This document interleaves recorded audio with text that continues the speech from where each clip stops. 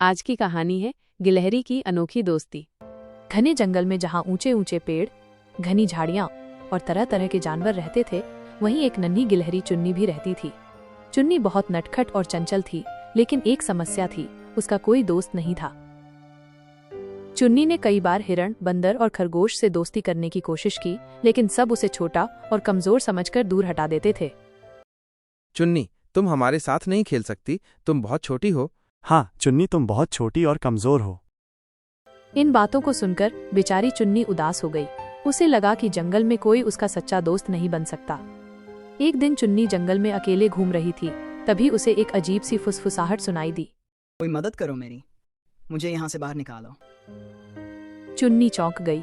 चुन्नी ने इधर उधर देखा, लेकिन उसे कोई नजर नहीं आया। चुन्नी ने हिम्मत करके पूछा, कौन है? कौन मेरी मदद मांग रहा है? सामने आओ। लेकिन कोई जवाब नहीं आया, सिर्फ हवा की सरसराहट सुनाई दी। चुन्नी को अजीब लग रहा था, लेकिन उसने सोचा कि शायद ये उसका वहम होगा।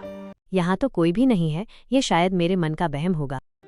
अगले दिन चुन्नी फिर से उसी रास्ते से गुजरी। चुन्नी को फिर से वही आवाज आई। अब चुन्नी को यकीन हो गया कि कोई सच में उसे बुला रहा है। उसने हिम्मत जुटाई और आवाज की दिशा में चलने लगी।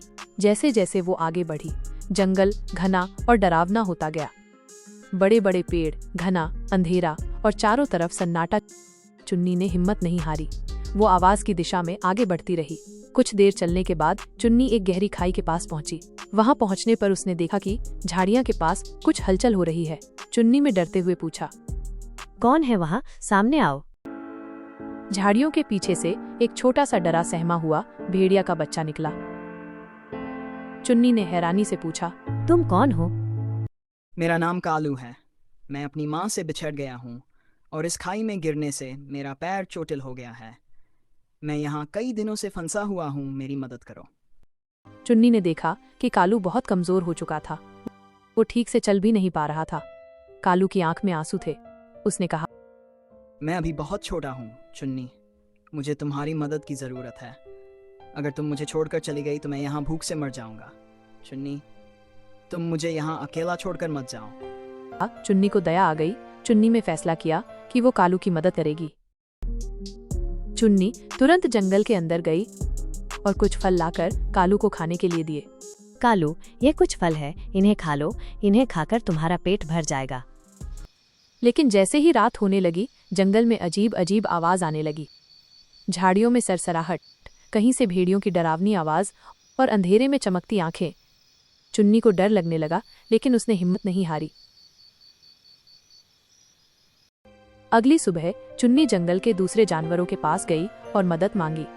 कृपया मेरी मदद करो। एक छोटा भेड़िए का बच्चा घायल है, वो एक खाई में गिर गया है। उसके पैर में भी चोट आई है, हमें उसे बचाना होगा।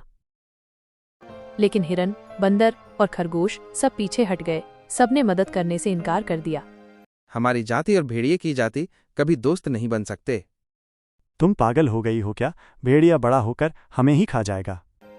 लेकिन चुन्नी हार मानने वालों में से नहीं थी। जब कोई मदद को तैयार नहीं हुआ, तो चुन्नी ने खुद ही एक योजना बनाई। उसने जंगल में जाकर पेड़ों की लताओं से एक मजबूत रस्सी बनाई। फिर उसने उस रस्सी को खाई के किनारे बांधा और धीरे धीरे कालू को ऊपर खींचने लगी। कालू भारी था और चुन्नी बहुत छोटी थी, लेकिन उसने अपनी पूरी ताकत लगाई और आखिरकार उसने कालू को बाहर निकाल लिया। अब समस्या ये थी कि कालू की माँ कहाँ थी। चुन्नी ने जंगल में जाकर भेड़ियों के झुंड को ढूंढा। जब उसे कालू की माँ मिली तो पहले तो वो गुस्सा हो गई।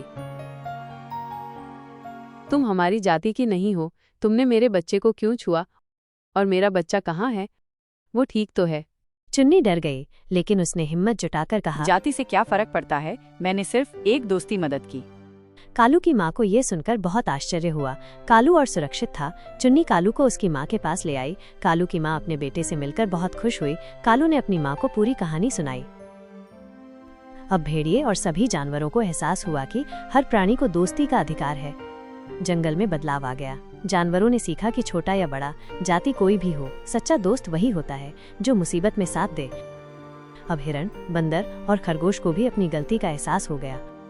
उन्होंने चुन्नी से माफी मांगी और चुन्नी को जंगल का सबसे बहादुर और सच्चा दोस्त माना। चुन्नी और कालू अच्छे दोस्त बन गए। अब जंगल में जातियों की दीवारें टूट चुकी थीं। जानवरों को एहसास हुआ कि दोस्ती किसी भी भेदभाव से बड़ी होती है और इस तरह एक छोटी सी गिलहरी ने पूरे जंगल को दोस्ती का असली मतलब समझा दिया।